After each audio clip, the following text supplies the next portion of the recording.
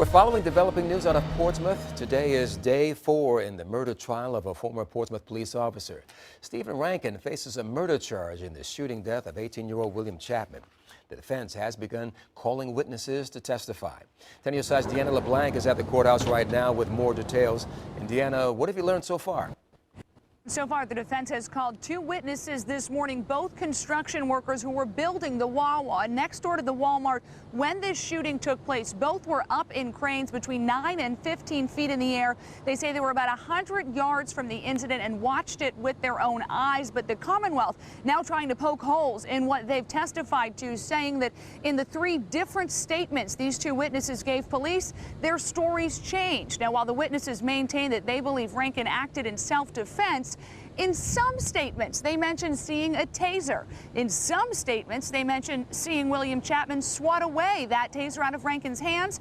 That's not mentioned in other statements. They also don't always mention seeing the steps that Chapman took toward Rankin. Listen to how Assistant Commonwealth's Attorney Brandon Robleski cross-examines one of those witnesses. In this statement here, tell this jury where you wrote that the victim charged at the defendant. You can't tell them that because it's not in there, is it? Did you ever deviate from the fact that the black man was coming at the police officer?